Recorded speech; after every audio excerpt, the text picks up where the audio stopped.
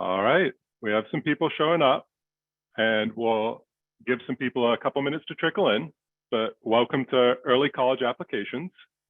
And we'll do some intros and a setup in a minute, but if you have any questions, you can drop anything in the chat or in the Q&A, and we'll be monitoring those throughout. Lots of people jumping in, which is awesome. All right, and again, making sure everyone's in the right place. Early college applications. I'm Stuart Easton, and this is Josh. Hey, everyone. And usually 2 or 3 minutes. My headset is already muting. This is a bad sign, but yeah, usually a couple minutes to let everyone trickle in works best. Yeah, but like Stuart said, there is a Q&A feature kind of at the bottom of the screen there. There's also a chat box. You can kind of use either one to, put down any things that you guys already have in mind you want us to address. For the most part, this is, for families and for students who are currently already in 12th grade and going through the process, but obviously this is information that any parent or any younger student can also just use moving forward, right? So it's pretty much open to anyone who's going to be going through the college process at some point or another. And the goal is for us to help you kind of organize all the things that should be done, that you need to do, and that you're going to have to do. And if you're someone coming here before September of your senior year, you're just going to be that much ahead of the game. But even if you're coming, you feel disorganized, you feel way behind, our goal is to help you feel less that way. All right, so we've got a pretty full room already, but if people come in late, we'll kind of catch them up. But just to do our official intro, this is Early College Applications. I am Stuart Easton. This is Josh Davis. We both work for ESM Prep, and Josh is an expert, amazing counselor. I also do counseling as well as essays, so we kind of have all the gamut covered. And we're going to just try and help make your college application process a little easier, focusing on those early application deadlines. We've mentioned it a couple times. If anything comes up, we've got the chat, we've got the Q&A. So we'll kind of be talking. If we see something, we'll address that in the moment, or we'll let you know we're going to address it a little later on. Anything else to add there, Josh? No, as I said, obviously, well, Stuart kind of introduced. My name is Josh, and I've been in counts with ESM for over 7 years now, kind of in between the UK and the US. So obviously, if there's any international students out there who have questions about their side of the process, we can help with that as well. But obviously, this is focused on the US and applying to US universities. So just keep that in mind. Beautiful. So we're going to start out with what should be done. If this stuff isn't done, it's not the end of the world, the sky isn't falling, but this is kind of to help you prioritize the things that we would hope to have done at this point in the early application process. And we're going to start with the Common App. Josh, could you walk us through what on the Common App is going to be hopefully done at this point? Yeah, and of course, so the Common App, just keep in mind, has hundreds and hundreds of schools on there. There are a few schools that are not on there. So obviously, the students applying to MIT or to Georgetown or to the UCs, they will have to use separate portals. But essentially, every other school will be on the Common App.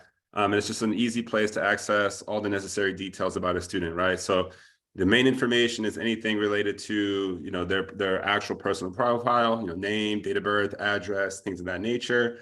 Things that should only take minutes to kind of fill out, and including demographics, which is one that sometimes causes a little bit of trickery. But essentially, it's all the details about the student that they only need to put in one time, and that's going to go to every single school. And it's not necessarily you're trying to figure out the best way to present it. It's just honest details, right? Yeah, at this point, it's parental information can already have been kind of looked at or kind of reviewed with the parents, or students have kind of tried to think back, when did my mom and dad graduate college, or where did they go to university? For whatever reason, kids tend to be confused by this and somewhat surprised that their parents may have gone to college. But yes, that is something that already needs to be reviewed with the parent. Sometimes the university might not be listed there, right? They do have a drop-down menu that tends to collect every single university, but there's some that are not on there, especially internationally, and you can input those manually, okay? So again, we do control the information that gets shared. We want to make sure that it's on, that it's the right info. You don't want to put a university that no longer exists, for example, right? So again, the more context, the better. And as you mentioned there, the languages is one that I also always think kids sometimes like undersell themselves on. It's part of, again, like their demographic. And then, okay, they ask you the level of proficiency. So students will say like, well, if I'm not fluent, I'm not going to put the language. From our point of view, it's any language that you've taken as a class in high school, right? So even if you took French in 9th and 10th grade, but you haven't taken the last 2 years, there's an expectation that you spent 2 academic years in French class, you should be able to speak a few words, you should be able to read a few pages and write an essay, right? Does it have to be perfect, a literary analysis? Not necessarily, but you want to give yourself some credit for taking those classes. And then on the other end, let's say if your family's from somewhere outside the US and you kind of grew up around the language, maybe Arabic, maybe Korean, but you haven't really practiced it as much, but it's still spoken at home and your grandparents still speak it and you're kind of exposed to it. Again, this is a place where you can kind of indicate that, right? So do not undersell yourself when it comes to languages. And I think the main point on all of that information is you want to be truthful. You want to put your best foot forward, and you have to be a little detail oriented. So thinking through those points, like Josh said, like maybe I'm not fluent in French, but if you kind of think through it and you put a little extra time and effort into really think about what they're asking, you can fill it out to the best of your ability accurately, but again, representing yourself the best you can truthfully. And an area that comes in is with those college classes. So that can sometimes be a little bit of a gray area because there's 2 places that they can fall, either in the education section or the activity list. And looking through those, typically, if they are for credit, they fit better in that educational area. If you kind of need to walk through the topic, then it's going to fit better in the activity list. And then there's Coursera, which offers even more gray area. And Josh, maybe you can address that quickly. Yeah, obviously Coursera and edX were, 2 platforms that gained a lot of kind of traction during the pandemic. And we're just trying to figure out for kids to, how can they stay active if they're going to be in front of their computers? So a lot of kids took college courses, and Coursera, first of all, a lot of them are free. And they are through a university, right? So some might be like a university in Sweden or in Hong Kong, but some might be like University of Michigan and UPenn and schools like that. And it might be one of the professors from the university, but it's a self-paced kind of course. So it doesn't always fit under like a summer program because maybe you took it, during the school year. So these are the ones that I think, it's good to show intellectual curiosity, but it almost feels like you might be shortcutting the system a little bit by putting it as like, oh, these are this is coursework that I took at a university, right? Again, it's a case by case thing, but for the most part, it doesn't kind of have the same kind of impact as taking a 2-month course at a university, for a grade with a professor with weekly work, right? It's not like that. Or a lot of our kids who will be dual enrolled at a local community college or a local school and like literally go from their high school campus to the university for a class and again, take a semester exam. That's the intention behind kind of this section, if you will.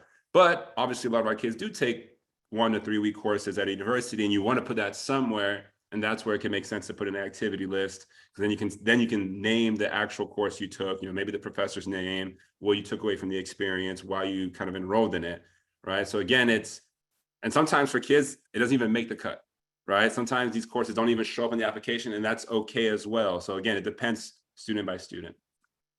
Absolutely. And so there's kind of the activity list is a catch-all, but if it doesn't make that top 10, there are other places it can pop up if it was really essential to your existence. There are essays where it might be mentioned, and there are ways to get it into your application, but it's not an absolutely imperative that it has to fit in if it's not one of those most important experiences. We've had a few new people jump in, so I'll just reiterate that if you have a question on anything we're talking about, you can throw it in the chat or the question and answer. You'll see there's a bullet point here about recommendations, but we're going to address those a little bit later. So we'll just say that at this point, hopefully you've received your recommendations, but it's also okay if you haven't, we'll address the details of that later. Specifically, building off what we were just talking about though, The activity list is one of these awesome parts of the application where you get to start to build the narrative. So every application has the number side to it, your GPA, your test scores, that side. But then you're also crafting this narrative about who you are, who you've been, who you're becoming through your time in high school. And the activity list is where you get to put forward up to 10 activities and give little blurbs about them to just say what you've been spending your time doing. And typically you're going to connect those first 3 to 5 to whatever hook you have. So perhaps that has to do with the major or career you're pursuing or your biggest area of focus outside of school. And when we're doing these, we're really focusing on achievements and responsibilities. So if you have an activity where you've achieved something or where you had a responsibility, you really want to consider bumping that up and making that prominent. And then the other piece being, does it fit my narrative? And the reason we do that is to avoid, hey, I signed up for a club, I went 3 times and sat in the back row and left. You're not going to have much to say about that.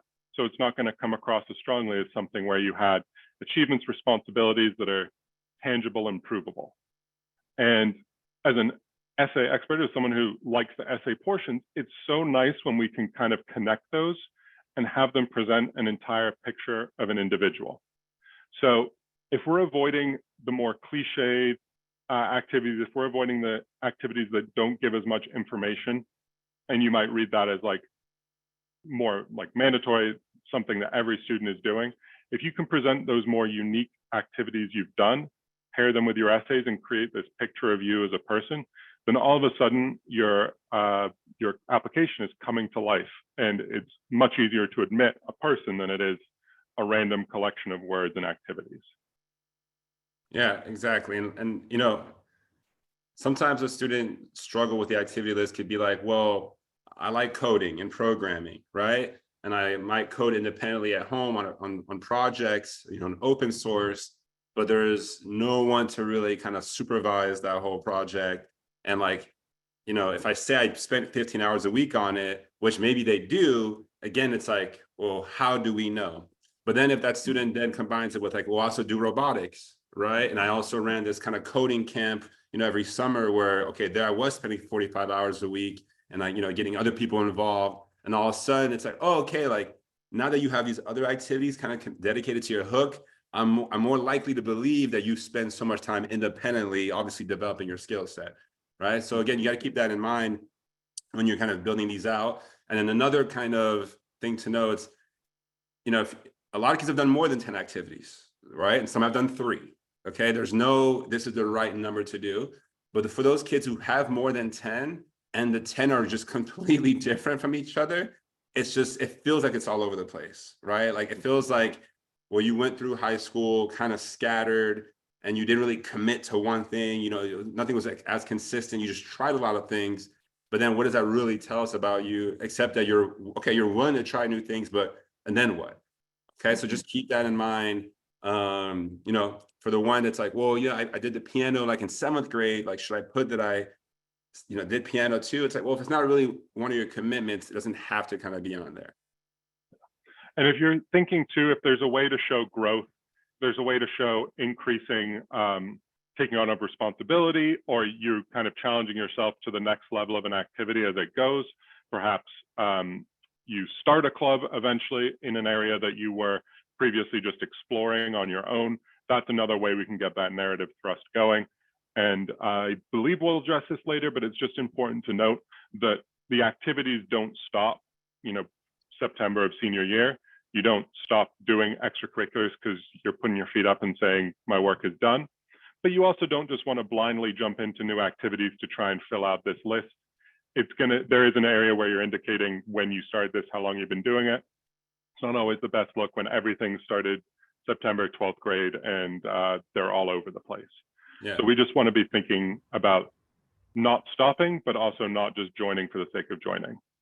And one thing we should also mention about this year's class is obviously COVID disrupted a lot of their commitments, especially on the extracurricular front, probably 9th and 10th grade.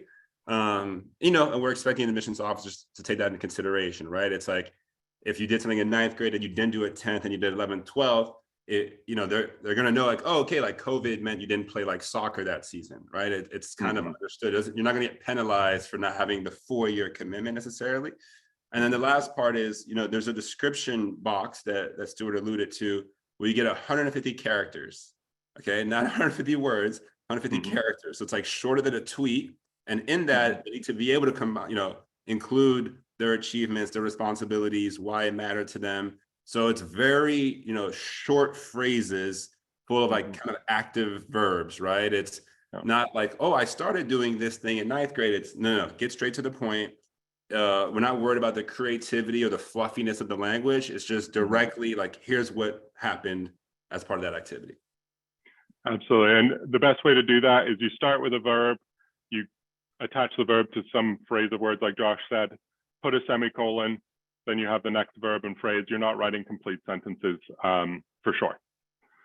So the activity list, again, is something we're considering done, but it's not something that's completely polished off and finished, because there can be things that change. Maybe you're finding out whether you get a certain position, in October, or so it's a living, breathing element, but it's also something we want to really have a good idea of what it's saying about us at this point. The same kind of goes for testing. And so we definitely are imagining a lot of the testing is done, but there is a little bit of wiggle room in that. We have the APs, the SAT, ACT, and International IB all listed here, and the details there. But a lot of people and a lot of places tell you that testing is often going to be done by October, specifically referring to the SAT, ACT. But Josh, there's a little bit of a reason to maybe think that's somewhat flexible, or at least we don't want to just take that as written in stone. Right. So if you're applying before November 1st, typically the October SAT or ACT will be like your last chance of submitting a score that you've seen that you kind of know, okay, like, is this worth including my application? And then you can put that in there, right? But there's also a box that says, are there any future sittings that you expect to submit? And for some kids, they might put November, December. So then now the school sees like, okay, like this kid is still actively testing. And even though they said like, testing needs to be done by October, they're not making their decisions until late November, early December. So some kids might be able to submit, just email them a November test to add to their file. Not the best thing to do necessarily, but like it is an option, especially if you did really, really well on that test, right? Because at the end of the day, they just want to get, okay, what is your highest score, for this particular applicant? But we also know that obviously a lot of students are still going through the process for regular decision, right? Ahead of the January deadlines. And of course, ahead of January, you can take those November, December tests without an issue whatsoever. Okay, and that could also be for early decision too. And if a student gets deferred from their early school, either their early decision or their early action into the regular decision pool, oftentimes they're going to ask for an update. And that update, we'll talk about it in a bit in more detail, but yes, it should include, how your first semester grades went and kind of those new positions you might have started senior year. But it's like, hey, on top of that, I also have an additional score for you guys to like add to my file. And that way you can also add it to the Common App, at the same time. So again, testing is, and we see it pay off for a lot of seniors, right? They kind of hit a point where they thought they plateaued, but for whatever reason, the excitement of everyone applying to college, you're just a little bit more motivated.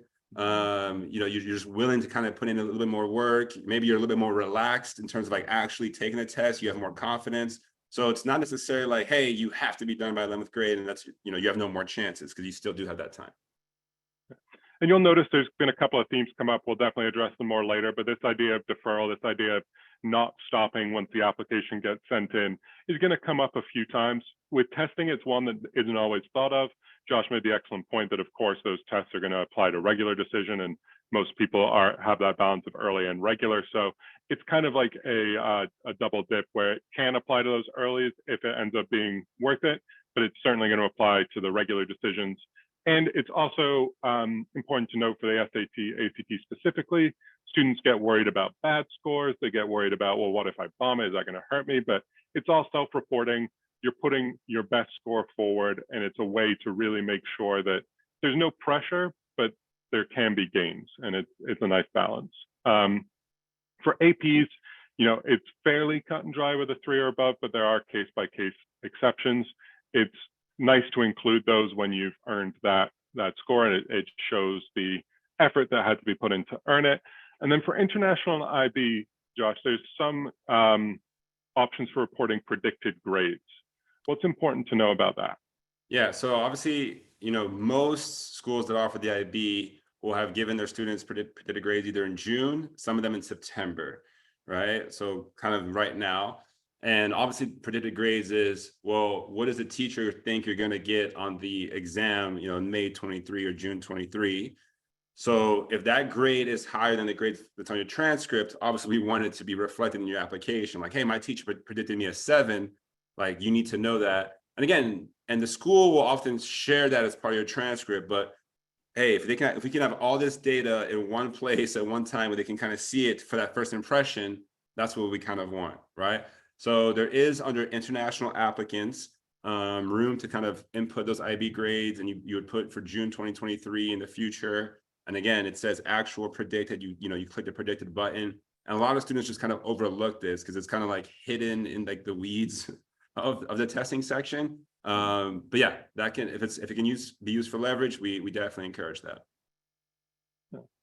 And so again, this is an area that's done, but you'll notice a lot of these things we're saying are done are a little bit living, breathing, a little bit adaptable, a little bit still able to be shaped. The next things we're going to talk about are kind of what we would imagine you'd be working on right now in this early action, early decision timeline. For most schools, that's going to be early November. For some, it's mid-October or mid-November, but it's that general window coming up where applications are coming due. And if you're applying to multiple schools, there might be work piling up. So this is kind of what you'd be working on now and how you'd be managing all that work. Classes and grades are obviously going on right now. Almost every student is back to school. And for some of you, you're able to change those classes. If that is something that is you're noticing after these first couple of weeks of school is going to be helpful, or there's some gap you're feeling, some class you're feeling isn't hitting on what you need, or you feel like you could have extended yourself more and are now regretting it. Some schools have that ability to change, and it is that cultivating the right balance. It is certainly the busiest time of applications, quite possibly of your life. And with that being said, it's not the right time to take every class most difficult level, but it's finding that right balance. And it's certainly not the time to take your foot off the gas for these classes. It's also important to note that your grades in this first semester are going to matter. A lot of students can kind of, again, send off applications, kick their feet up, get a case of senioritis. And it's always important for us to remind you that there's always deferrals and there's always those opportunities to show, hey, even though I send this application in, I'm such a good candidate that I've actually continued my high excellence, improved, whatever it might be. And then there are the notorious mid-year and final reports. And on any of those, or even right in the moment, you don't just have to maintain, you can improve there. If you're someone who might have a point in your academic record you don't feel so strongly about, this is another chance to balance it out with an extra strong moment. And so this is not in the done category because it is literally happening right now, and it is going to have some level of impact on your application. Yeah, I mean, when students, get admitted to a school, which is obviously a huge deal, part of that letter says you're expected to maintain the same academic record that got you in. And for whatever reason, there's like this kind of myth in America that like, it is different from the UK and other universities around the world where, hey, if you don't meet the exact requirements, the offer can be rescinded automatically. There's no argument. But you don't want to be put on academic probation to start college because your grades kind of suffered a little bit, right? You want to make sure you might be able to place out from some introductory classes because of your performance in senior year, and you'll be able to kind of go straight into classes that are not just more challenging but more of interest than like intro to psych if you've already taken AP psych, right? So again, keep that in mind that like, yes, you've done really, really well in 11th grade. That means that if the bar is that high, a lot of schools will actually look at your classes and expect you to take more challenging classes. If you took 3 APs 11th grade, they expect 4 APs in 12th grade, right? So again, if you still have time, like Stuart said, to make that change, you need to do so. You're always trending upwards. And perhaps if you don't have time, if the change window has passed and maybe you're hearing this and feeling concerned about the rigor, again, that's where we circle back to the other things you're doing. Obviously, if you're taking slightly less rigorous classes, you're going to hit those grades out of the park. But Now, theoretically, you have more time, and maybe you take on one of those college courses we were talking about, or an outside class to show that continued challenge that you're giving yourself. We've talked about testing already, but we also wanted to put it here just to make it extra super clear that it isn't officially done. In our dream world, it's done and dusted. You've achieved your greatest score ever. You're super positive about it, but there is that element that's still ongoing. We wanted to put that here. This presentation is going to go out to everybody. The recording will go out. So this is a nice official way to remind you. Yeah, and I will, just a quick little story. I had a student who applied to Duke, is like over 5 years ago now. Early decision, got deferred to regular decision, then got waitlisted. And at that point, he was like, okay, like I've lost hope essentially, right? Like they could have taken me November, now I have to wait till April. But the word got back that like his ACT score was just like kind of 2 points out of it. And, we weren't like, no, it can't be the test score. He has everything else. The test score, it's fine. But he got 2 points higher on the ACT in February of senior year, which, like, again, that's not an ideal situation. The score went to Duke. He got in March. And again, like, you could point to the fact that he gave it one more shot. He actually had to miss a basketball game because of it, because it was on a Saturday morning. And it was like, hey, like, you got to do what you got to do to give yourself the best chances. And he never gave up, which I really, really appreciated. So, again, no matter what the schools say, the policy on the website, I get it. That's you can't kind of promote to the world like, hey, keep taking tests until midway through senior year, but it is something that some kids have to do. Absolutely, and there's the element of continuing to improve yourself that comes across. There's the actual numbers that come across, and it's case by case, as Josh is outlining. That's the case where it really paid off, and there isn't always much to lose, although it is something we don't want to just test till the cows come home. So it's a balance of those two things. Kind of falling in the category of activities. Again, the activity list is more in our done category when we're typically applying, but we've really hammered home in this presentation that there's a lot of things that are done, but not completely cut off, not set in stone. And extracurriculars and activity fall in that bucket.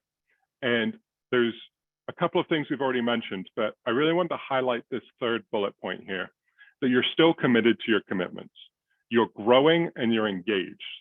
And that kind of harkens back to something we mentioned, but maybe didn't make clear enough, is not only do we want our activity list to be strong, but we want it to be growing and we want it to be continuing. And we don't want any signs of like senior year came and I left my position as president of this club to, have extra free time. It's really nice when that continues through the application process and when our responsibilities and achievements are growing and growing and growing. That also means that last bullet point is relevant, where adding new activities never hurts, but we also want to continue as much as we want to add. So we've talked about this a little already, Josh, but anything important to highlight in these bullet points or just in extracurriculars in general at this point? Yeah, I mean, you think about it, if you put down that you're president of your club, the assumption that you kind of just got elected to that role, for 12th grade, and then by the time you applied, you maybe didn't have that many meetings or, things of that nature to kind of like talk about. But if you maintain your commitment to it, and, again, you should be updating your school council on a lot of these kind of things, right? And we never know if a school might call your school, if a university might call your school counselor and be like, hey, like, how's so-so doing an MUN as president? It's like, oh, wow, like they've already organized like 2 more trips, right, to these, conferences, or oh, how did he do that? Is he doing those physics competitions? I know he did it in 10th grade, 11th grade. Did he do one in 12th grade? Yeah, actually, he got a gold in the physics competition, right? And it's things that we don't necessarily have the ability to, communicate directly to the school, but someone else might, right? So you want to, we always tell kids, don't do things for the application. You do things because you enjoy doing them, because, it's something that you, like you said, you've been committed to. And then obviously if another door opens through that, you want to go through it. You don't want to say, well, college applications are already in, so there's no point me pursuing that activity anymore, right? Or kind of, dedicating even more time to it. It's like, no, keep going. Yeah. And I love the word there in the second bullet point where it says authentically doing something. Authenticity is going to be huge here. it is just a list of activities, but it does come through when it's clear a student is panicked and like, started horseback riding and then gone and done a coding class just to like round out this. It's really nice to have that growth. So sometimes even if an activity that you've been working on for a few years, you might not, it might not be your natural instinct to go back. It is sometimes nice to go back and continue that and grow that and have like an authentic appearance on your activity list of someone who's committed, stuck with it, push forward. Something we alluded to earlier, but now we're coming back to is that recommendation. So this is something we haven't fully talked about. We had it in one of the bullet points of the done because our dream is that it is done. Our dream is that you have those in your hands, that there's no scrambling left to do, but that's not necessarily a reality. And so we should really hope that they've at least been requested. We all know that teachers and counselors at this time of year, we've probably gotten the message junior year as well, get those in early, get them in often. If you haven't, that should probably be something that is on your list for tomorrow. That's something we really want done as quickly as possible if it's not already done. And we're looking for a couple of teachers and a counselor. There's this ideal teacher that is connected to your future job, your favorite class, the best teacher you've ever had, someone who knows you inside and out. But if you can't quite check all those boxes, you really want to be thoughtful about who you do choose. And someone who can say something meaningful about you, oftentimes meaningful is related to what it is that you are aspiring to do, where it is you're aspiring to go. And your counselor, even though they might not know you as well, depending on your school situation, they are able to go source that information. So we don't have to worry too much about panicking in those situations. Overall, though, there is no such thing as a bad recommendation, but we don't want just a recommendation. We want an outstanding one, a great one, and we want to be thoughtful about who's going to be able to give us those. Josh, maybe you can hit on the FERPA point and then kind of round out what I talked about. Yeah, so, the FERPA is basically this federal act that students understand that even though someone is talking on your behalf, you waive the right to review it, right? So that is a point that you have to accept before you can even request the recommendations. So on the idea that like, can I read what a teacher says about me or my counselor rec before, either asking them or submitting it or whatever? The answer is honestly no, right? You can't expect for them to show you the recommendation. Now, of course, there are those teachers who are maybe a little bit more, I don't want to say informal, but just like more relaxed. And they're like, hey, like, here's what I wrote about you. Like, it's about you. Just have a look at it and like, give me feedback. Or, hey, is there anything that you've mentioned in your application that you didn't get a chance to mention? Anything you did not mention in your application that you want, the recommendee to maybe bring some light to, right? So maybe there is that dialogue happening, but there's also teachers who are like, hey, I've been doing this for years and years. Like, how dare you, ask to review my recommendation? Like, I know what I'm doing. So you have to tread very, very, very carefully there, but you can't really expect to review it beforehand. And you literally waive the right to when you request a recommendation. So, and then, yeah, like Stuart said, it's that teacher who can really say why, not necessarily like you're one of their favorite students, but I always imagine that you visit the campus years down the line and you kind of roam through the hallways, and then the teacher sees you in the hallway and like runs out to be like, oh my God, like a huge hug. And it's like, okay, like, why would that teacher have that kind of like feeling or emotion seeing you? Like, what was it about your personality that kind of got them excited to like have that relationship, right? So again, not every kid has that with every teacher or any teacher. It's a hard one, but if you have teachers that do feel that way about you, that's who you want to seek out. Yeah. And that was perfect timing because we actually got our first question in the question and answer about waiving the right and about whether we should be expecting to see them. I think Josh hit the nail on the head, which is it's something that you can't expect. You can't guarantee. Some teachers allow, some don't, but we're kind of, it is that trust, that confidence in who you've chosen, making a good choice there, and what you've done with that teacher or counselor in that case, and really trusting them to represent that, trusting yourself to have done a great job so that they know exactly what to say. And that does kind of come back to that choice at the beginning. I love what Josh said, the idea of the big hug as a way to decipher it, but there's also considerations for how it fits into the narrative side of things. It's really a balance of all those things. I think the last bullet point is probably the most key. If you can get an outstanding recommendation, that's going to be the thing that speaks the loudest out of everything. And we can't overlook the counselor recommendation either, right? Like obviously, if a counselor says, of all the students we've ever had, this one's the best fit for your school ever, that's going to go a long way. Now, they're not usually going to do that unless they really feel strongly about you. And I know it's hard to develop that kind of relationship in like little 15-minute, meetings that you might have every few weeks. But there's also those kind of students who are almost like harassing the counselor, right? And like they're showing up like, hey, here's my essay. Here's the next draft of my essay. I visited the school over the weekend. Here's my feedback. How many kids applied there last year? I know it's on Naviance, but like, who are the kids? What are their profiles?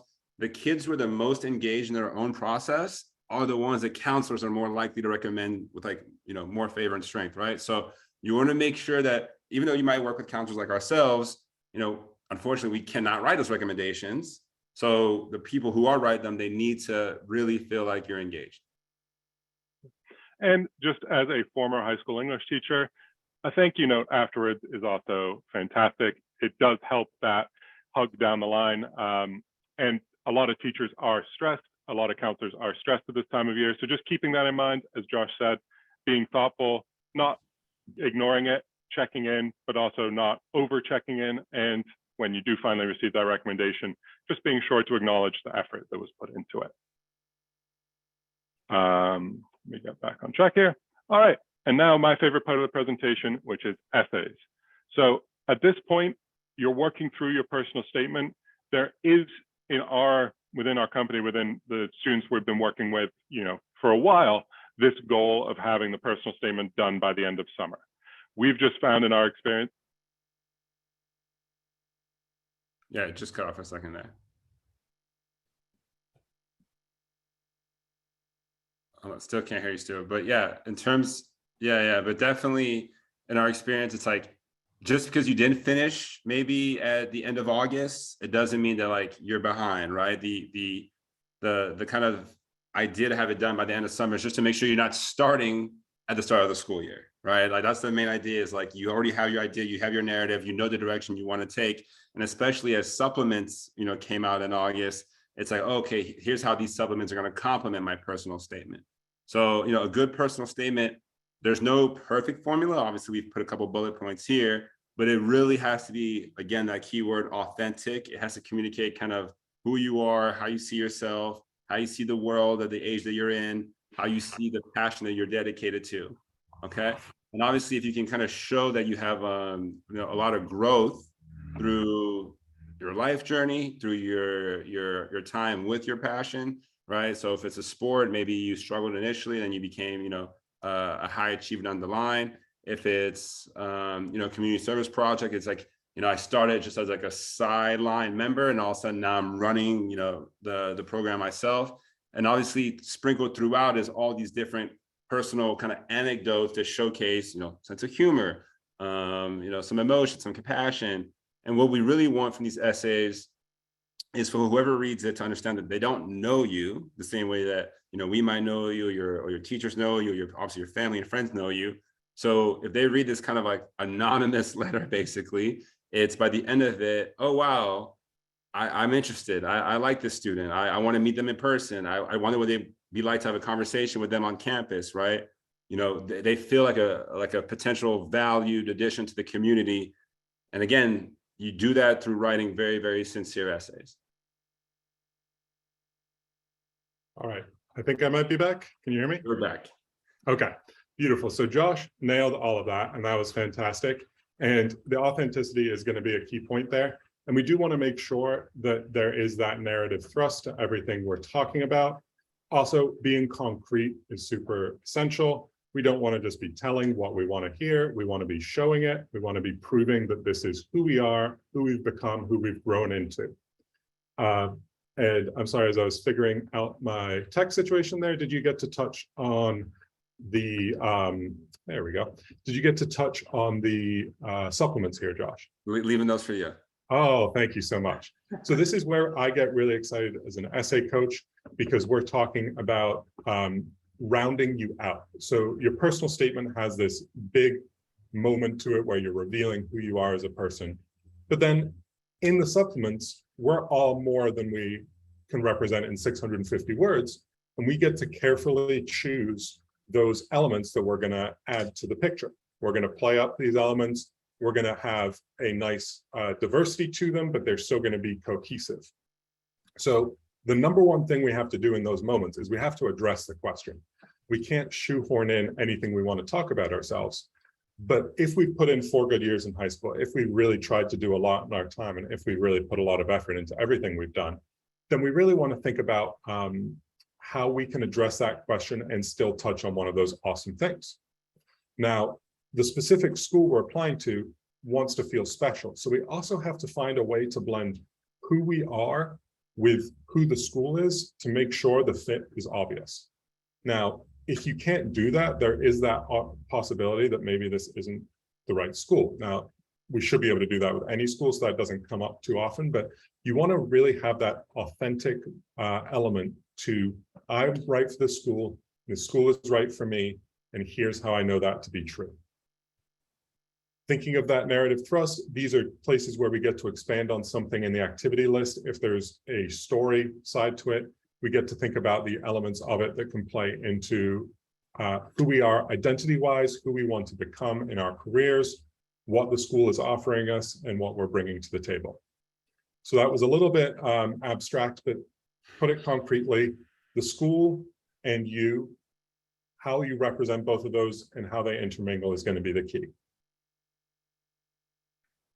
Yep. Anything to add on supplements, Josh? No, that was honestly so perfect, because it's just that, right? It's like qualifying yourself with your previous experiences, but then showing why those experiences make that school a right fit for you for the next stage of, like, whether it's your academic career or your, outside of class interests. It's like, hey, like, I've been doing this for a long time and I love it, and you have this, and I'm going to take you to do this exactly this way. You're kind of mapping out your journey at the school. So it's shown that you've done the research, you've taken time to explore what it would look like.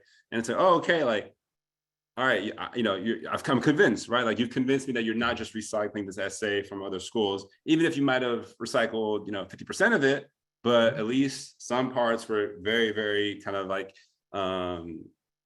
detailed for that particular specific school. Yeah, and we're thinking about, you being at this webinar, trying to organize everything, trying to make sure you're on track, trying to stay on track and stay ahead. The key thing with supplements is the more good supplements you write early, the easier down the line becomes. As Josh said, we never just cut and paste an entire supplement. We want some element of that authenticity, that connection, but we write something amazing. We don't just want to rewrite a totally different essay later on if there's some part of it that fits. So thinking about the boulder rolling down the hill, we're going to pick up speed the more supplements we write. The schools do become easier to apply as you go. And thinking about organizing that, we can try to think about doing certain essays, certain schools, certain things first. That's something that we will touch on. Sorry. All right. There we go. That's something we'll touch on right now. So when we're thinking about producing strong essays, we've talked about a lot just in that last slide, but we also want to make sure there are things we do and don't do. So getting extra eyes on our essays is great, but we have to kind of know who we're giving it to, trust their feedback, and be prepared to a certain point to trust ourselves. We want that narrative to be strong, and we want there to be strong examples, but we want to make sure that we're not just copying essays we've seen, copying things, trying to be someone we're not, trying to be someone else's essay. At the end of the day, we're going to have to take some risks in this area because we don't want to be generic, but they have to be relevant and they have to be truthful to you. They have to be true in general. I love this last bullet point here. You do have to tell the truth, but you have to tell it in the best way that portrays your story. When I'm working with a student, I'm talking about shining the light on the part of the truth that best serves what we're talking about. So we're never lying, but we want to make sure there's that cohesive narrative to it. Finally, if we love what we're writing about, that does come through in the writing, and with some editing, it'll shine through even more. But it's really important that what you write about is meaningful, because if you're writing about what you think the university wants to hear, it usually doesn't end well. It's usually something that does show up in the writing. On the outside eyes front, it's interesting because I know my partner now always says like you don't want too many cooks in the kitchen, right? And it's like anything else, like there's the main driver has to be their voice at the end of the day. And typically when people read essays, they feel like they need to share feedback. It's like, hey, like to show you that I've read it, I kind of paid attention to it. And then the students like, oh, well, if I don't implement that, that person's going to feel like I kind of wasted their time or I didn't value their feedback. And all of a sudden they're like, well, I kind of need to put this in there, right? And sometimes it might be a family member. Sometimes it might be, you know, a parent's like, you know, business partner. Sometimes it might be the girlfriend or boyfriend. And again, we don't need all those type of emotions kind of coming into the essay process already. Yeah. I typically say like, if a student believes in what they're saying, they feel like it's good, like that's the most important. And obviously having, you know, someone at the school, you know, either the school counselor kind of looking it over, signing it off, and obviously on top of us, then it's like, all right, like at that point, that's usually like enough feedback. Obviously some people are just a little bit too close, right? And they're like, hey, like, you didn't talk about this specific part of your life. And it's like, yeah, you can't include everything either. So always kind of keep that in mind. Yeah, and at the end of the day, you shouldn't be the only person to ever read your essay before you send it off, but you also shouldn't be passing it around to every single person you know. There's that balance, and just like Josh is saying, the finding the people whose opinion really matters, finding the people who have some knowledge about you, about the process, and getting their feedback, and then being thoughtful about how you incorporate that is important. At the end of the day, it's your essay, but we also can't have it be just your eyes. And so thinking about all the things we've talked about, there are ways we can strategize, plan, organize to make all of this happen. The bottom line is that if you put in the time and the effort, you are going to get these applications out, you are going to apply to these schools, and with the right amount of effort, the right amount of planning, the right amount of strategy, you're going to be successful in some way. So how we can do that is beginning to think about the EA and ED blend. So I'll just kind of introduce it as we have early action and early decision, and we know the differences, or if you don't, early action is non-binding, early decision is binding, and you want to be thoughtful about how you do these because they offer a lot of opportunities for better prospects of getting into certain schools, balancing your workload over the time, and just giving you certain advantages. But I'm just going to introduce that. I'm going to let Josh talk about it because he is the absolute expert here. So Josh, walk us through a little bit of the EA-ED decision-making. Yeah, and of course, it's not a one-size-fits-all model, right? Obviously, if students are applying to, let's say, Harvard, Yale, Princeton, or Stanford, you know, they can't do an ED on top of that, and they might not be able to do a lot of early action schools because you can only do public schools if you apply to those particular ones, right? But I always look at it from like, if I'm a very good student, so maybe I'm not in the top 1% of my class, but I'm in the top kind of 10%, but there are kids in the class who are just like better students than me on paper, right? And maybe I am an active member in terms of like the community and extracurricular profile, but I don't have like that one activity that just kind of blows everyone out the water. I'm not, you know, top ranked tennis player, but I am like, I have a good activity profile, right? And again, that's the majority of our students have a lot to bring to the table.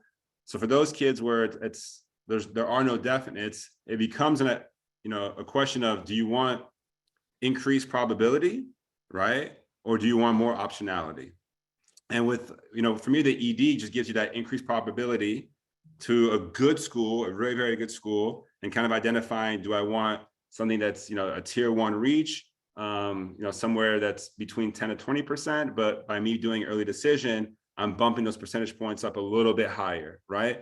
And again, you're not usually going to multiply by like 4 or 5 times. You're not going to ever be kind of like, oh, this is now a safety because of the ED, but at least you're just going to feel a little bit better. And obviously we know that schools really care about the yield. And this is one way to kind of satisfy that desire. They're like, hey, like, I want to come there. You want people to come there? Like, hey, this kind of works, right? And alongside early decision, you can also have a lot of early action schools that are kind of the why not box, right? If you already have written your personal statement, if you've already finished your testing, if you already have the activities list all done, and you've already completed supplements for your early decision school, then it's, all right, well, let me go see some early action schools that could make sense. Maybe it's some bigger schools, large public schools that have, you know, high 40% acceptance rate. and tens of thousands of kids. But there's also a lot of good schools, you know, in the Northeast, in the South, on the West Coast that offer early action, where, like Stuart said, it's non-binding, but it's another way to get feedback from a university, right? So if I apply, let's say, to Carnegie Mellon early decision, and then, which is very, very tough to get into, but then I apply to Georgia Tech and Purdue early action, you know, if I get into Georgia Tech or Purdue, I know my application is like a good application, even if I don't get into Carnegie Mellon, right? Because Georgia Tech and Purdue are not taking kids that are like not, even though there are bigger schools, they're still very selective. So that way, ahead of regular decision, I don't have to kind of modify everything or, you know, or panic. But if I don't get into some of those schools early action, then it might help us kind of reevaluate certain things when it comes to the regular school decision list, right? The list of schools in RD, as well as like the angles in the application and the essays. So for me, having that mix is just important for peace of mind. Obviously, it's nice to also have some safeties as we put down on here, because you want to be able to have some schools in your back pocket. And that way, in the next round, you kind of know, okay, I can aim just higher. Or if I didn't get in anywhere, now I might have to kind of, you know, humble myself and go down the tier a little bit. And I love the idea of that feedback. And I think there's also the element too, where if you're looking at a list of 15 schools, 20 schools, moving some early and getting those done earlier, not only do you get the feedback, but you get the confidence that you can complete those applications. As it kind of mentions here, there is that idea that sometimes, you know, submitting an EA before an ED can just give you that little bump that you know how to do it. You've submitted an application already. And I think when we look at the big picture of 15 to 20 schools, we really want to give ourselves the confidence to apply to whatever schools we want to. And the more we get done early, then we can add schools later, and it becomes much easier because it's something you've done a whole bunch of times. There's this element too where students can get a little paralyzed by the early aspect to it. Of course, it bumps up the deadlines for the work. Of course, it makes maybe you busier the next couple of months. But I think it's really important to note that it opens up some optionality later in the process. We do have a question here, Josh, that I'm just going to bring to our attention because I think we want to make sure we answer it. The question is, would you expect teachers to show the recommendation? Sorry, no, that's the old one. Is there any data regarding acceptance rate by school for early action? Seems most of the data is on early decision. So could you speak a little bit on what bump early action gives you, if any, and how we kind of think about early action as an advantage? Yeah, in the common data set, they typically don't release as much data for the early action schools in terms of the acceptance rates as compared to regular decision. And obviously, a lot of schools will have early action and early decision. I can't say a lot, but there are some schools that offer that now, which is always kind of interesting. I'm thinking like the Tulanes, Miami, Fordham, schools like that, which understand that they are backups, but then they also say like, but if you ED here, you know, you should probably like your chances quite a bit. You know, and then for those schools, we obviously know that ED has a higher acceptance rate than EA. You know, for me, the early action, it's basically, if you're going to apply to a school, either EA or regular decision, if you put your name in for early action, it's still a smaller applicant pool. It's still showcasing that you've kind of like gotten everything done that would go into an application. You're kind of on top of your, you know, on top of your game, and there's a higher chance that you're either accepted or do you get deferred to regular decision, right? And if you get deferred to regular decision, then it's like, oh, okay, like that's what happened. That's the outcome. It's not the end of the world. However, if you get rejected at early action, one may assume that you probably would have got rejected in regular decision, right? The only thing that could have changed that is if you obviously had really great grades first semester, senior year, and some really tough classes, and maybe you took like another ACT or SAT, that would boost it. But realistically, not too much can change. And from that point of view, that would take you from a rejection to an acceptance between early action and regular decision, right? So again, it's one of those things where, as Stuart said, if you have your list of 15 schools, it's kind of nice to get 5 or 6 kind of done. Like, hey, those are out of the way. Those are 5 or 6 less schools that you have to work on during the regular decision cycle, right? But in terms of the data, yeah, it's something that they don't really release. And actually, it looks like a lot of schools are starting going the other way and not releasing any data, looking at Princeton specifically, because they don't want students to kind of make decisions based off acceptance rates. Again. we'll see if that actually changes the landscape very much in kind of the near future. Yeah. And essentially, if you can handle the earlier deadlines, the earlier work, then it's a boost mentally, it's a boost confidence. And then as far as admissions, as kind of Josh was alluding to, the actual level of boost, the data is less known, but there is that advantage to the feedback. There is that advantage to having decisions after that be more clear based on those results. So there's a lot we can say about the positives of it without actually being able to pinpoint the data. And then of course, there is that idea of showing interest and getting a boost in your application that way. Let me get back on here. So based on this, the biggest thing a student might be thinking right now is time allocation. How am I going to get all this done? I did what you said, I took really rigorous classes. I did what you said, I'm continuing all of my activities. I'm doing what you're saying and considering testing some more. I've got so much on my plate, and now I'm hearing you say I have to bump up as many deadlines as I can.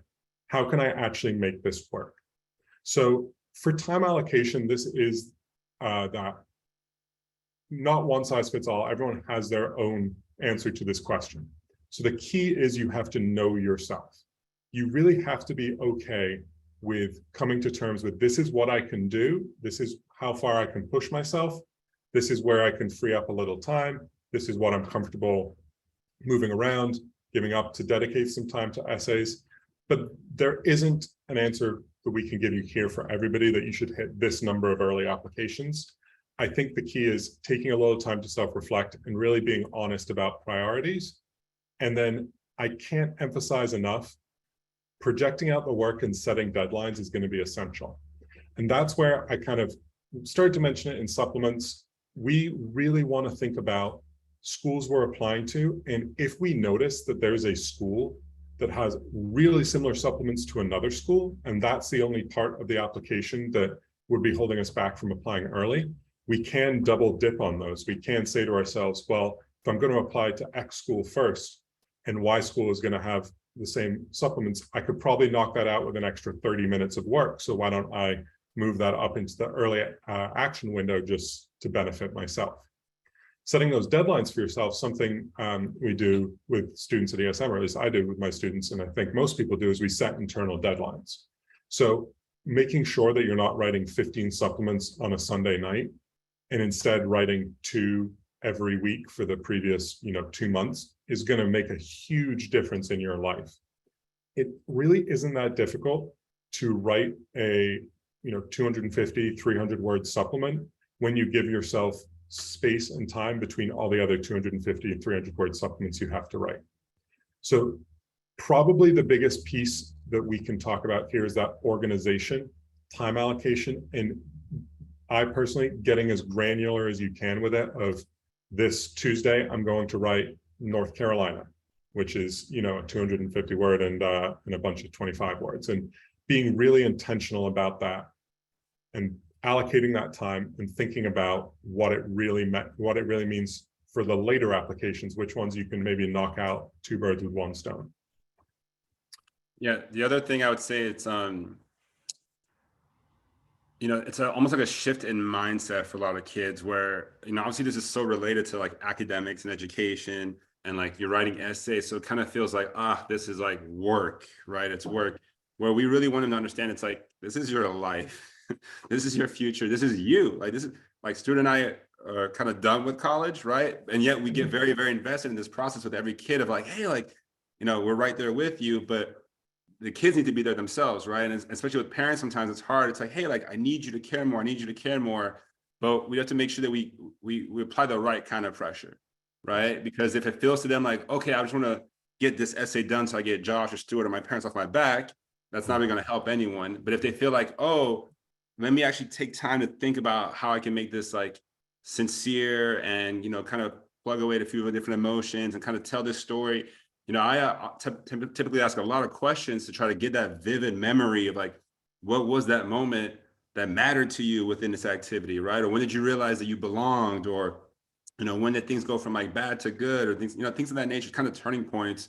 And sometimes that takes time to come up with, but also writing it can be very difficult, right? Especially if a student's never written kind of that first person narrative before. But like Stuart said, once you've done it a couple of times, it becomes very natural because it's like you're just talking about yourself, right? And remember that we and everyone that's reading this, they just want to hear what you have to say.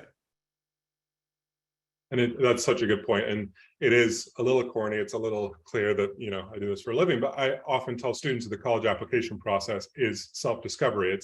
It's not just filling out forms. It's not just checking off boxes. It's really thinking about who you are, who you've become, and who you want to be. And that can be daunting. And as Josh said, we have to balance that pressure to get it done and that self-motivation. And I'll introduce, there are certain types of students who are doing too much. And as a parent, a guardian, a teacher, someone in their lives, you might have to nudge them to take a couple of things off their plate. So it kind of cuts both ways, but it's exactly right. It has to be a little bit generated by the student. It has to be a little bit fun. And there is that deep, meaningful self-discovery side that can really make it more meaningful than just paperwork. We do have another question. It's actually looping back to our last slide. It's a really interesting one for you, Josh.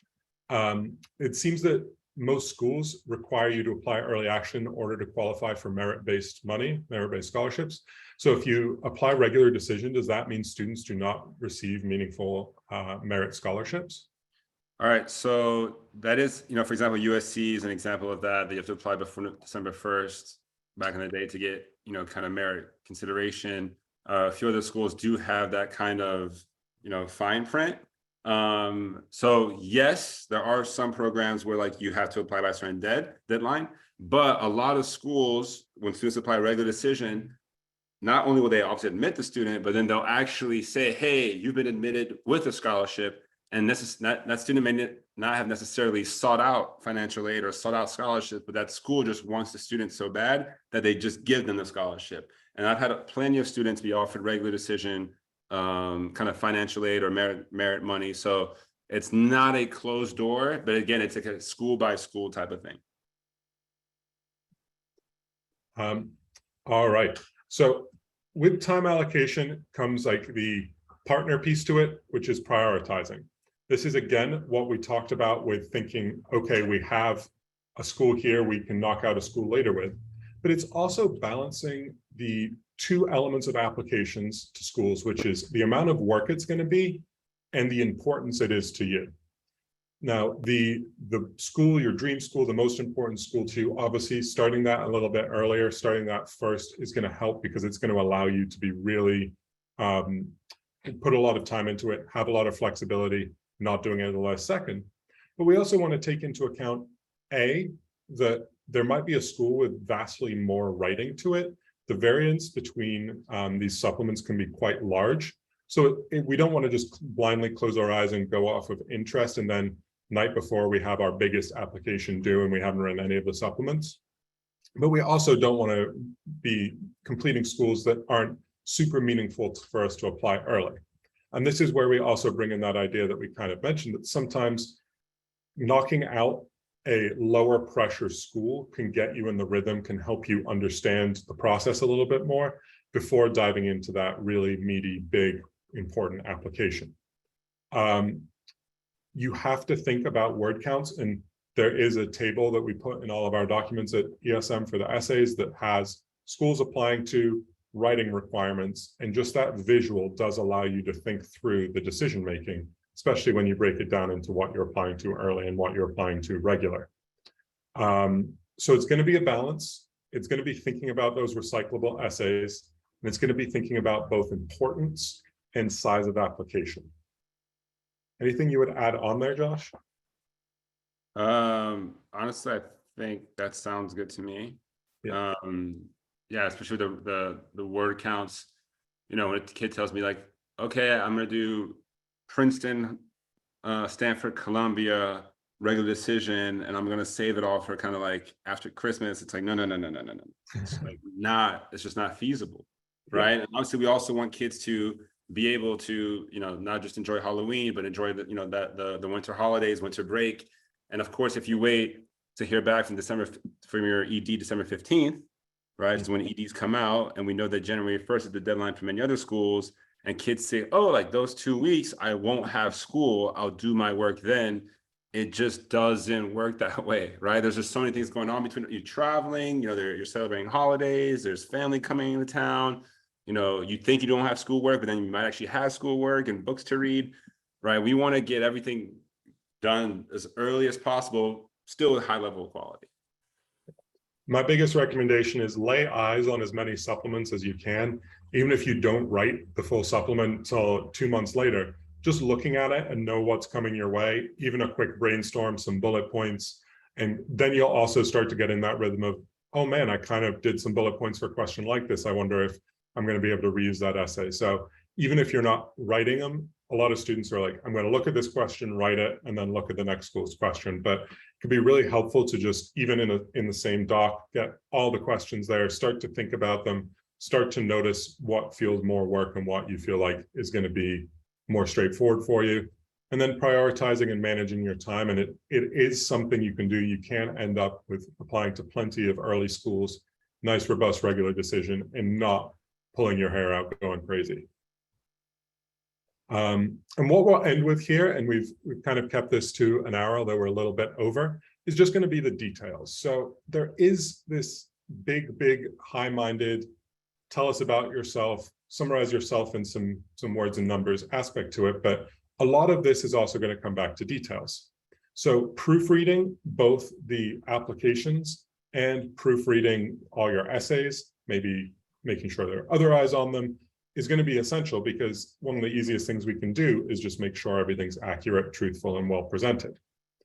Something Josh brought up as we were preparing this that I haven't considered, but is so crucial, is checking your email, because when you create these portals, there's going to be communications with the emails that you link to those portals, and really making sure you connect those, really making sure that you're checking and being in communication is an indication that you're well prepared, on top of things, and that you're getting all the information you need to. And once you get that EA, ED stuff out of the way, there's going to be an opportunity to take a break. For us, we try to have students take that break around Halloween.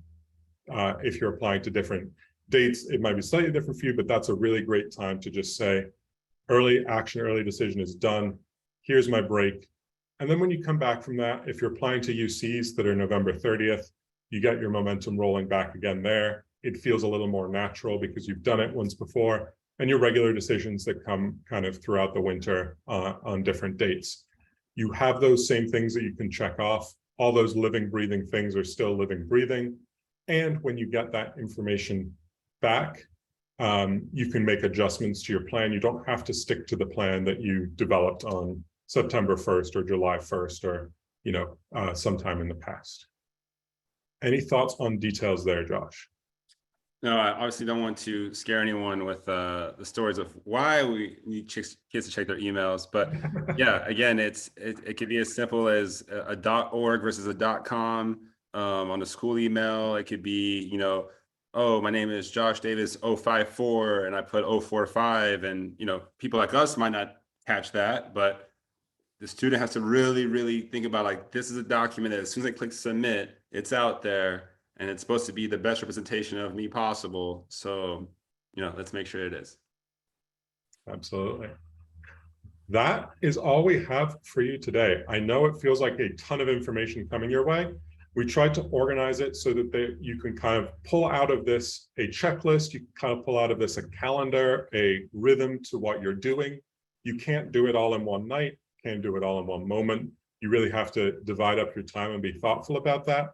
Plus, there are lives, there are things going on outside. So we want to make sure that the goal of this is to have you still be able to live and breathe and do things in the world, and not just lock your door and hide yourself away for the next 3 months. Are there any questions, any comments for anything we have here? Doesn't look like it. I was. Sounds like we must have done a pretty good job. But yeah, if you guys do have any questions, obviously feel free to email myself and Stuart. My email is josh@esmprep.com. I know many of you also have my phone number, so feel free to reach out there. And Stuart, are you just Stuart at ESM Prep? No, I'm S. Easton. I'm not the first name treatment. So you can reach out anytime if you have a basic question or if you need any support, help with the process. This will also be emailed out to you as a recording, so you'll be able to refer back to it whenever you want. But at this point, I think hopefully you're leaving here feeling at least aware of what needs to be done, aware of ways to go about doing it. And at the end of the day, as Josh said, it can be a little bit fun. It can be this opportunity to really have a life-changing experience. And I hope we helped you do that today. All right. Thanks, everyone. Take care. Thank you.